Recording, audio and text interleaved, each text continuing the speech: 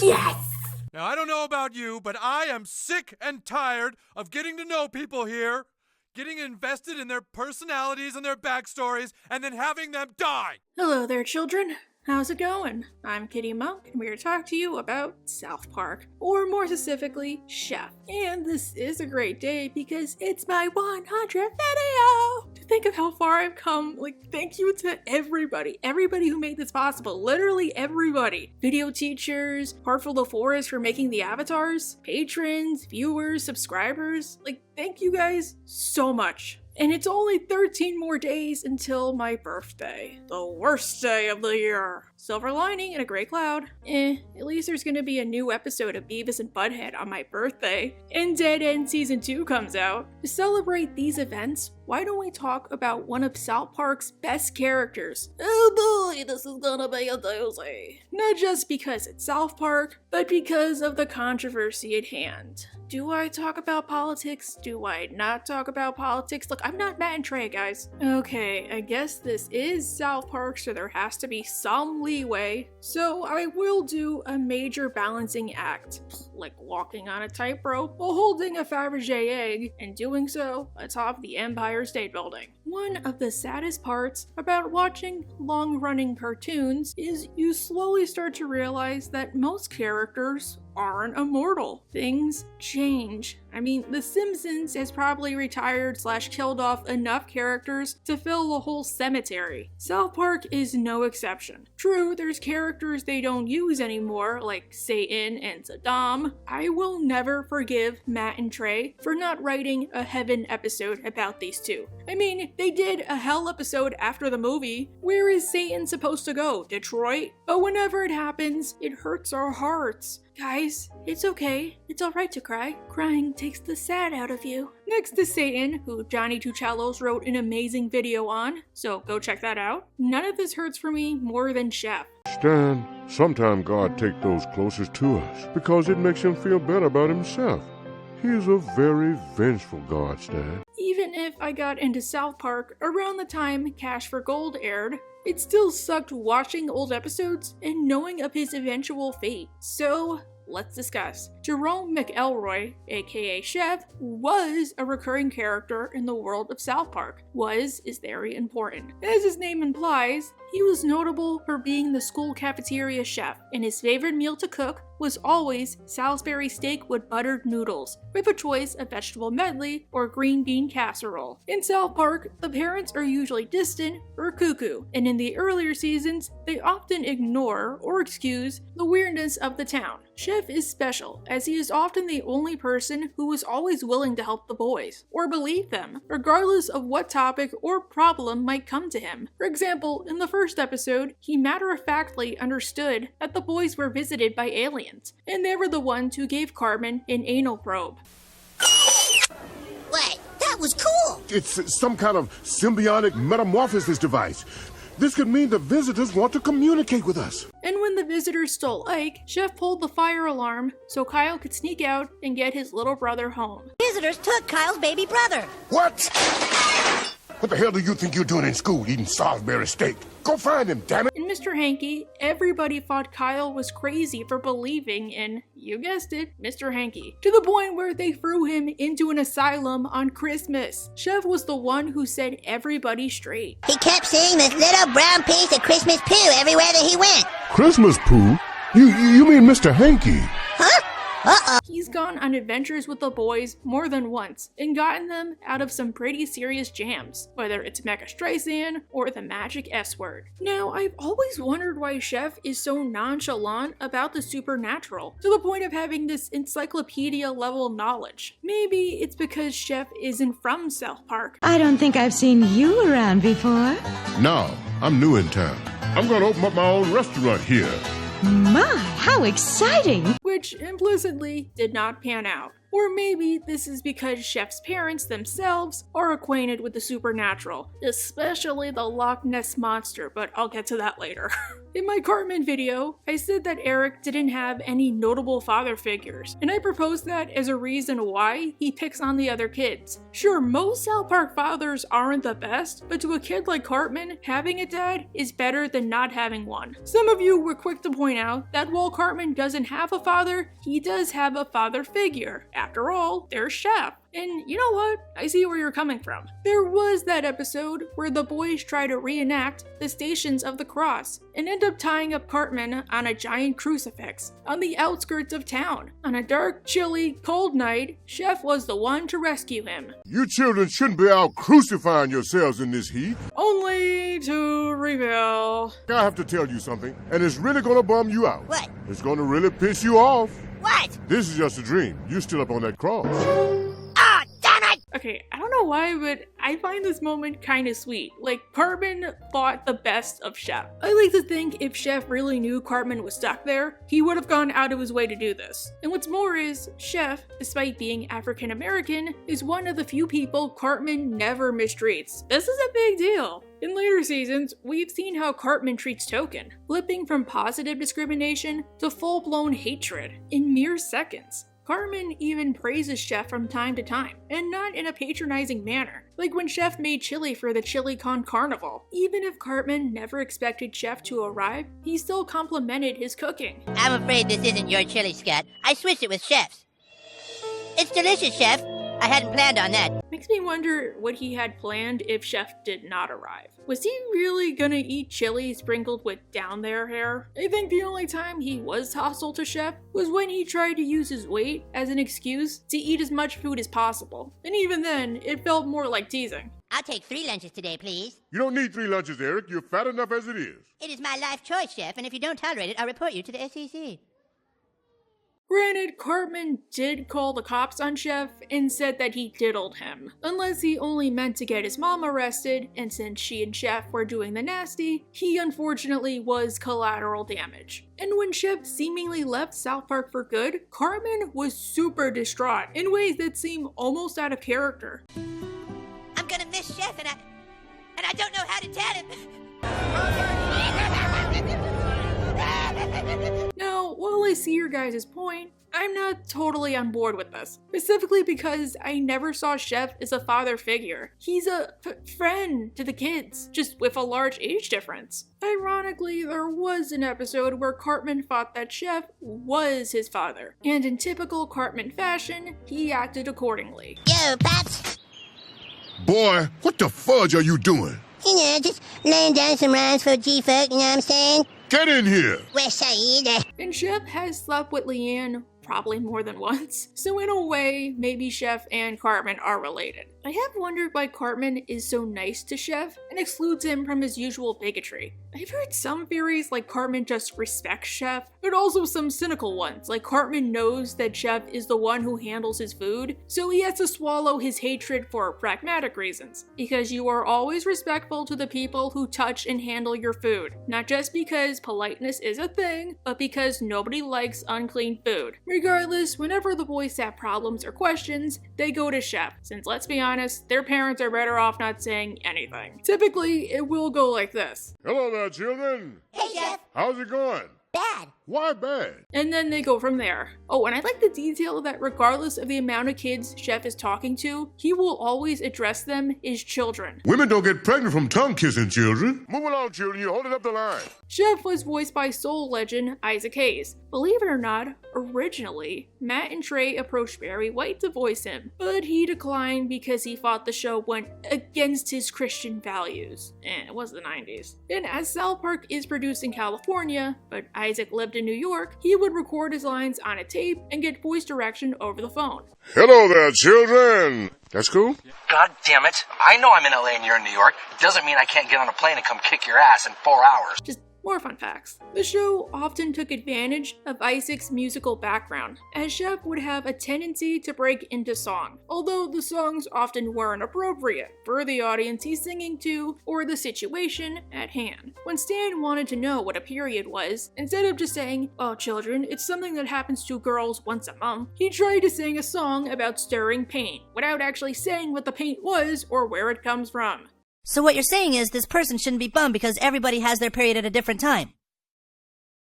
Is that what I said? Chef's most famous song is probably either Chocolate Salty Balls, which in real life hit #1 on the UK singles chart, or I'm Gonna Make Love to You, Woman. Originally, Matt and Trey wanted him to sing a song once per episode, but this got harder and harder to do as time went on. Chef's love of soul music isn't just a fun quirk. In universe, Chef used to be a major player in the music industry. 20 years prior to the episode, Chef Aid, Chef wrote a song called Stinky Fritches, which was later recorded by Alanis Morissette. When Chef learned a record company used his song without paying him a dime, he's taken to court with Gerald as his lawyer. This was back before Gerald ate a bag of wieners, so I like him here. Unfortunately, knowing they're 99% certain to lose, the record company hires Johnny Cochran. Ladies and gentlemen of this supposed jury, it does not make sense. If Chewbacca lives on Endor, you must acquit. The defense rests. Wait, wasn't he also in Book of Mormon? Maybe he went to hell because he got Chef convicted. And this was all thanks to his magical trump card, the Chewbacca defense. What does this have to do with this case? Nothing. Ladies and gentlemen, it has nothing to do with this case. It does not make sense! Which, like my cousin Vinny, is actually taught in law schools. Chef is so guilty that he must either pay the record company $2 million or have to go to jail for 8 million years. Thankfully, it gets commuted. Chef loses all his possessions, so he decides to come up with the money to hire Johnny Cochran and countersue, which coincidentally, Johnny's fee is $2 million. And he gets the money the only way he knows how, by going full Sleeping Beauty and batter-ramming every woman with a wallet. Wish me luck, children.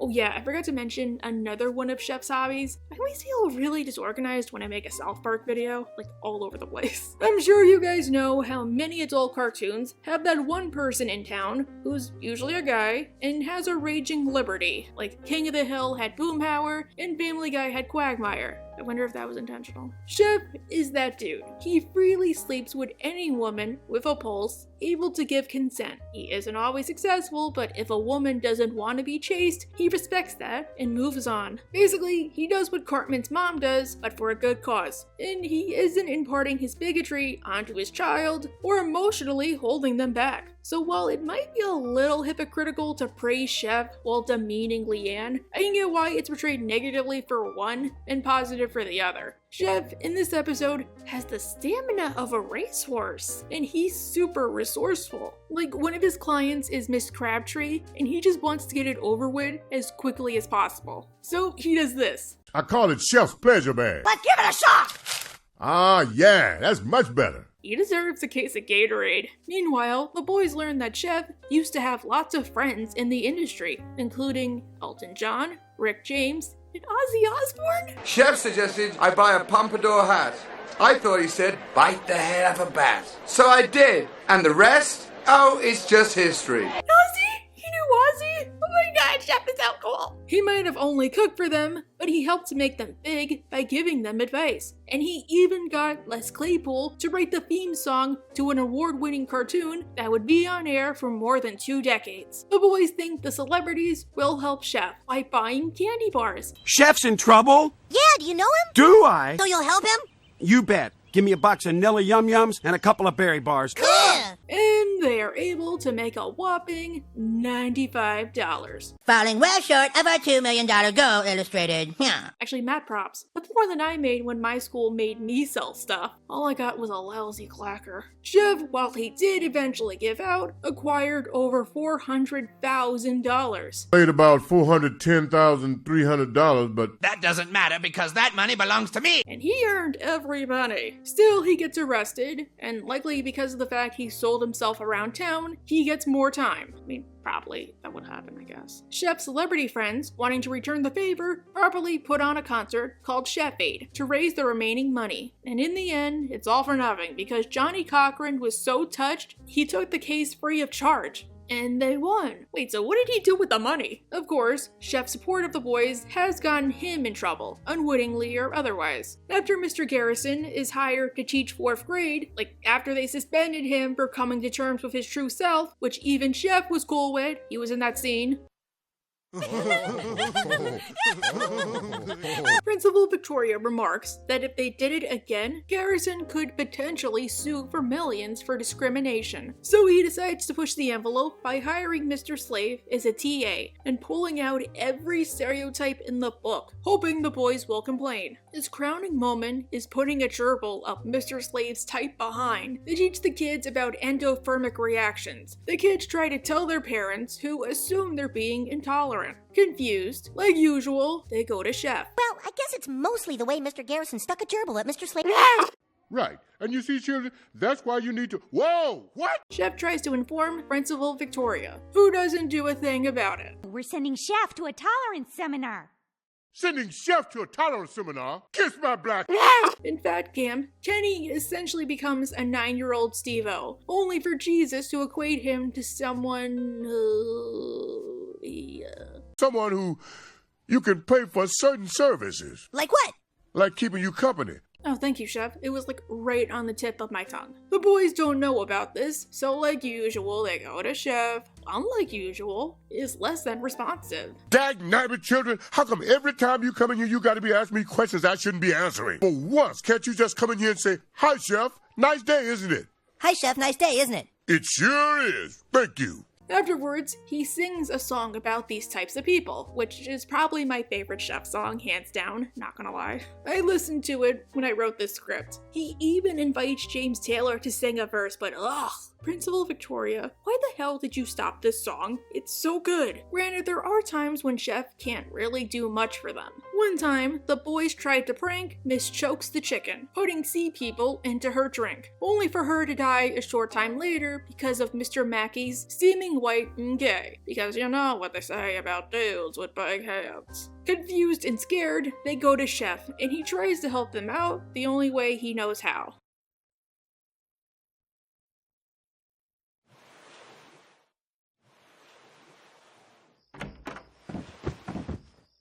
Granted, he did later attempt to set them up with new lives. Like, I'm impressed he was willing to go this far. I got you 4 tickets to Thailand and $300 cash. It's gonna be tough living for a while. You might have to do some things for money you never thought of doing before. While Chef is usually pretty good as a mentor, he is still human and can be prone to giving bad advice. After the boys get caught beating off a dog, the parents think the school should start educating them on the matters of the body. I wish they did this when I went to school. All we learned about in elementary school was puberty and tampons. And hey, I know the episode says the kids should be kids, so there's some stuff they're better off not knowing until they're a little older, but somebody should have at least told Stan, Kyle, Kenny, and Cartman what they were doing. No wonder Cartman took all those photos of Butters. No one was around to educate him about boundaries. Chef is the only one who objects to the new curriculum. Part of the fun of being a kid is being naive. Let them be kids for a while. But Principal Victoria relents, and Mr. Mackey and Miss Chokes the chicken are chosen to teach. As this episode makes fun of this type of subject, we get 2 extremes. The one teacher who doesn't know what they're talking about outside of a textbook, and the other teacher who tries to go full Randall and scare the crap out of you, so you'll remember to take precautions. She even shows them a video of a woman giving birth.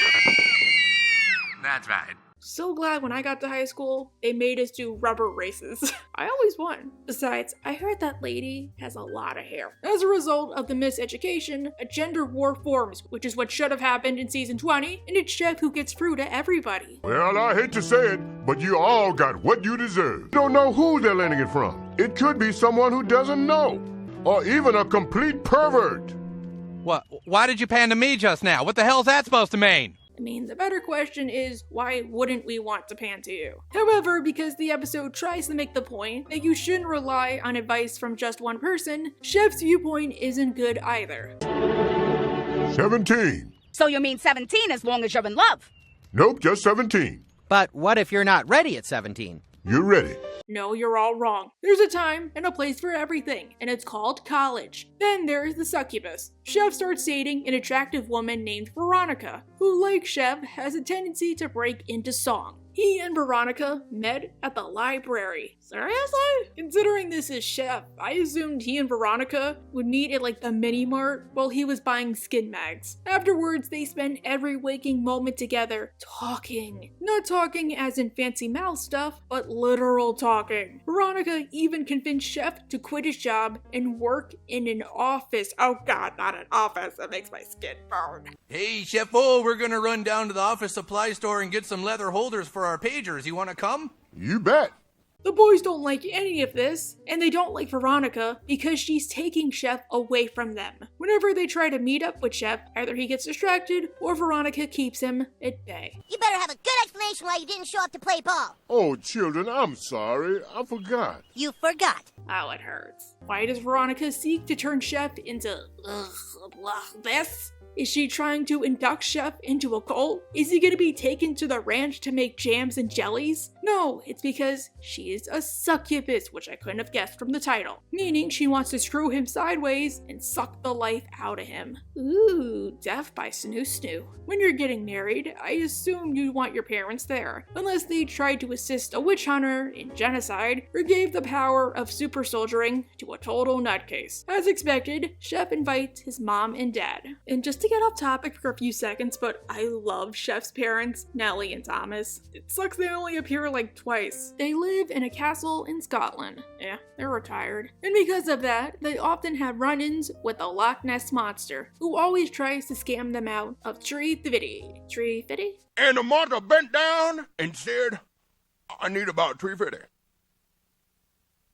What's $3.50? $3.50. $3.50. The Loch Ness Monster uses a number of disguises to trick them, including aliens, a Girl Scout. They will tell the story to anybody who will listen. The aliens had me up on their ship, right? They was probing me and all that. We had taco salad that night. Don't matter what we had for dinner, woman. What's more is, they practice mysticism. After Kenny died, Cartman unwittingly drank his ashes, thinking it was chocolate milk, leading to his spirit getting lodged in Cartman's body, which is a fate worse than death. Chef takes Cartman and Leanne to his parents' house, where they exorcise Kenny and put his spirit into a roast. Anyway, back to the Succubus. Yeah, I am hella disorganized. The boys are able to save Chef by singing a crappy rendition of Veronica's song. Chef, while heartbroken, is grateful for the boys. Now that she's gone, I can't really figure out what I ever saw in her. Come on, children, let's go get some ice cream. Hooray! I love this episode because of how much it inverts the formula. Normally, Chef is the one helping the boys, but here, they're helping him. They saved his life. It's great to see the lengths they'll go to help their friend and pay him back for all the times he's helped them.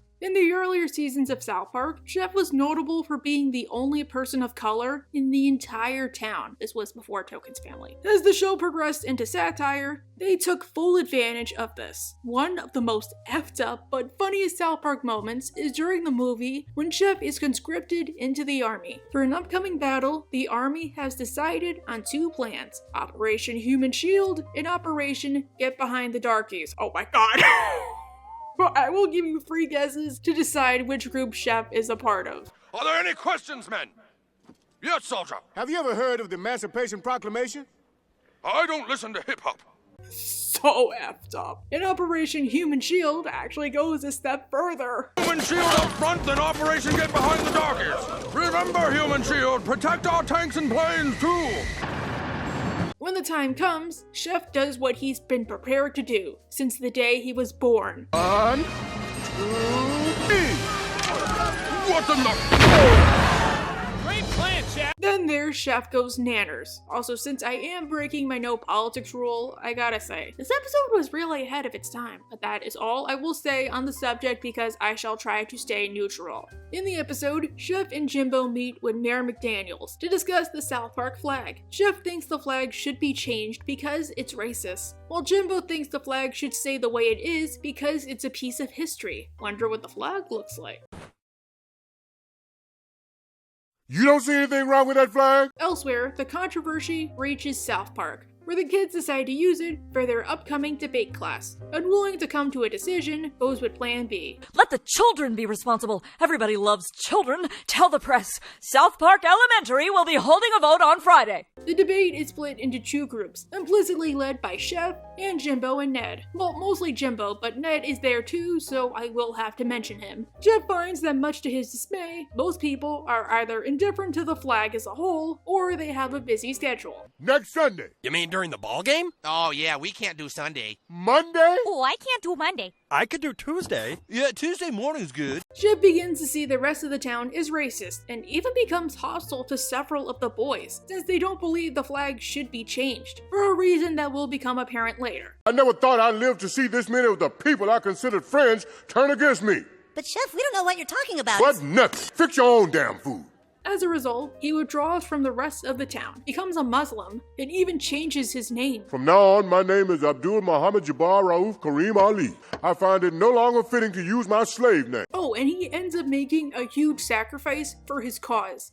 There was a monk who set himself on fire to protest. You have left me no choice. I will now do the same thing. Therefore, Mayor McDaniels tries to compromise, and briefly changes the flag if only super duper slightly. No, but look, he's got a little smile now.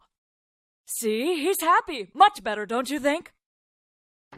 That's worse. Wait, I'm being neutral. As for Jimbo and Ned, they find their decision has attracted the unwanted support of the Kentucky Fried Chickens. Ugh, the Kentucky Fried Chicken, those damn ghosts, with their lowercase t's, T as in time to leave. Not even Beetlejuice would hang around those freaks. Among their members is Mr. Garrison. Oh no, but Mr. Hat is. White power, white power. Oh, you're such a racist. Oh, my mistake. Could happen to anybody. Jimbo and Ned attempt to stop them by infiltrating their meeting, and find after they get to official business, which takes less than 30 seconds, they just have mindless fun. And now it's time for us all to come together and do our cake raffle. I won the cake! On the day of the debate, Kyle goes to present his side's argument. The flag shouldn't offend anyone because killing has been around since the beginning of time. All animals kill, so people should not be so upset about killing. Thank you. Chef, surprisingly, doesn't agree. Whoa. You just missed the point entirely. That flag is racist because a black man is being hung by white people. Oh. However, Chef has an epiphany. That's a black man up there. Yeah, but the color of someone's skin doesn't matter. Oh my God. Why, that is the most beautiful thing I've ever heard. In the end, both sides come to a compromise. Anyhow, Chef is awesome, right? Right. So what happened? Here we go. Okay, something you might not know is Isaac Hayes was He was an archaeologist, okay? Does that make sense? Does this work? Is it applicable for you guys? I don't know what's worse, archaeologists or ghosts. Season 9 was a contentious season for a lot of reasons. Among them, the fact that the show got bolder with its satire. This was the season when Mr. Garrison transitioned into Janet, when Randy discovered he was an alcoholic, when Cartman plotted to exterminate all the non-gingers, when Kenny was hooked up to a feeding tube, and it was the last season to feature Chef as a main character. It's all thanks to the episode Trapped in the Closet. Oh, here we go. In the episode, Stan is approached by a group of archaeologists to take a personality test, to discover which dinosaur he was most like, probably a velociraptor. Unfortunately, they can't determine which he could be, as Stan is apparently uber miserable. So miserable that he must go in for intensive therapy for a nominal fee of several $100s. During his first session, Stan's ratings are off the charts, and the paleontologist leader, Steven Spielberg, decides that this is because Stan is the reincarnation of the founder of paleontology, Indiana Jones. Holy manatee crown jewel, Stan. If you see George Lucas, run.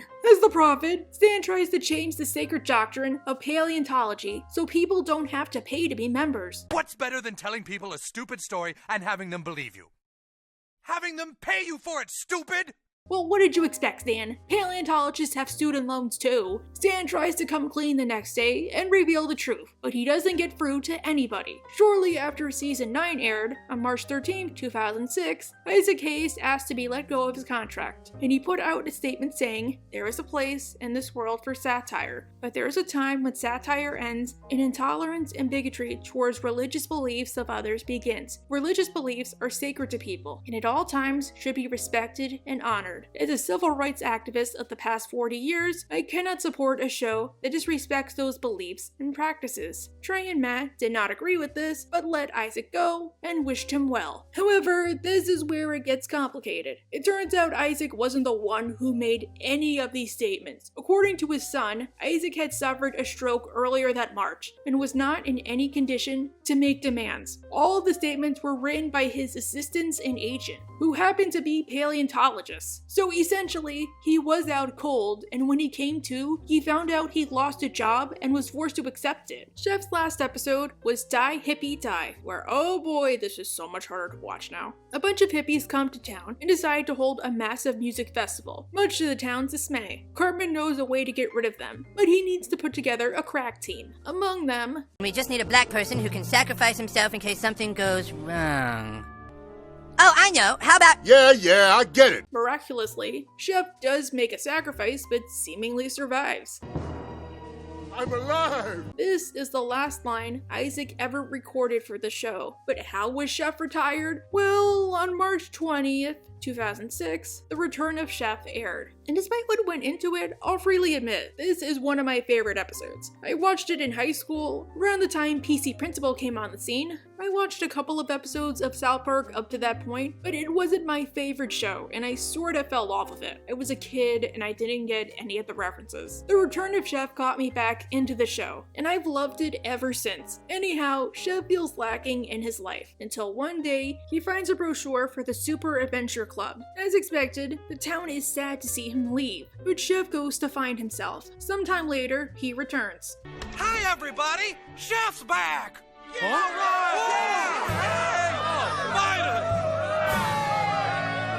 To their surprise, Chef has come back a changed man. A very changed man. I'm sure Chef would like a little time to get moved back in. That's right. Thank you. Goodbye, everybody. Later! Great to have you back! But the boys push it to the back of their heads because they at least got Chef back. While he was away, it seems that the Super Adventure Club gave him a crash course in loving children in the most illegal of ways. He makes all of the kids uncomfortable with his various suggestions. How about I meet you boys after work and we can make love? Let's all make sweet love. What? Because this episode was made after Trapped in the Closet, they needed a creative way for Isaac to be in the episode, despite the fact he wasn't a cast member anymore. Thankfully, they found a creative way around this, by poorly splicing together clips from previous Chef episodes. Chef, the police are asking questions about you. Oh, really? Well, let's all go home and make love. No, Chef, we don't want to make love to you. This determines his mental state. Like when he's fine, he speaks normally. What's the meaning of life? Why are we here? I hope you're making the right choice. But when he's brainwashed, he speaks like this. I guess we'll see you in school tomorrow, Chef. You bet. Goodbye. Children! While it's obviously meant to be a joke, I feel at the same time it's a cry for help. Besides, it's a fun game to rewatch the episode and be like, oh, we said this in that episode, right? The police think Chef has been abusing kids, and they need evidence to take him to trial. Not wanting Chef to go to prison again, the kids think the Super Adventure Club might have the answers. The truth? Well, it turns out Chef picked the wrong club. He should have picked the Adventure Club. They're the ones who travel the world and do cool stuff. The Super Adventure Club is a fruity little club of kitty diddlers who travel around the world to get their fix. Oh, that's right, yeah. Huge mistake to make, Chef. So wait, so this means Chef really did commit those acts. Like, yeah, he was brainwashed, but he still technically did the things that he's being accused of. Damn. So how would you all like to join the Super Adventure Club? No! No?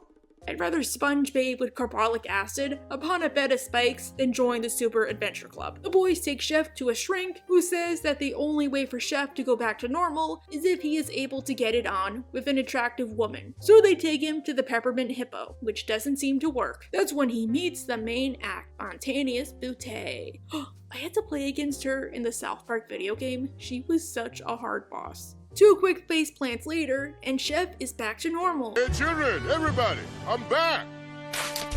Ow! The Super Adventure Club abducts him and the boys and try to brainwash the former while pulling out their most formidable weapon. I'm afraid we're going to have to ask you to leave. If you choose not to leave, then I'm afraid we're just going to have to call security and make you leave.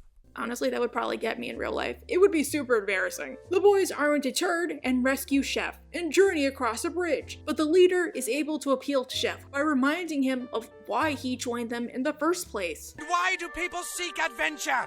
Because their lives have become dull and empty. Don't forget all your training, Chef. Stay with us and your life will be grand and eternal! Reluctantly, he tries to turn back. That's when...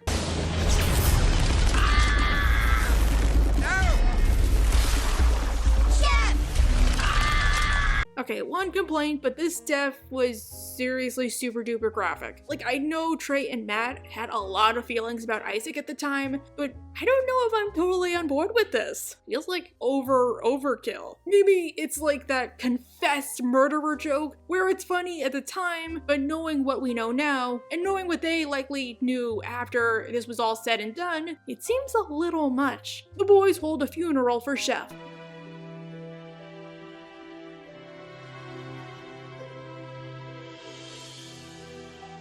Kyle is chosen to give the eulogy. Some of us feel hurt that he seemed to turn his back on us. But we can't let the events of the last week take away the memories of how much Chef made us smile. I'm sure it sums up Matt and Trey's feelings about Isaac. I know this episode was meant to get rid of Chef, but it feels like it was also their way of saying, Isaac, we don't agree with you, but you're still our friend. If you ever want to come back, we'll be waiting. Sadly, that day never came. On August 10th, 2008, Isaac Hayes died of his second stroke. And as for his character, Chef was resurrected as Darth Chef, a cyborg of the Super Adventure Club, and he spent the rest of eternity going around the world assaulting children. Chocolate salty balls. You mean like a chocolate candy? No, I mean my balls. Not a pleasant fate, but that was Chef. I know Chef had a lot of controversy surrounding him, but like Kyle so elegantly put it, I think it's important to remember who Chef was at the end of the day. A jolly guy who always broke into song, who helped everybody around him, who loved Salisbury steak, until a fruity little club scrambled his brains. Anyways, thanks for watching 100 times over. I'm Kitty Monk, and that's the way the news goes. That does not make sense! Shut it.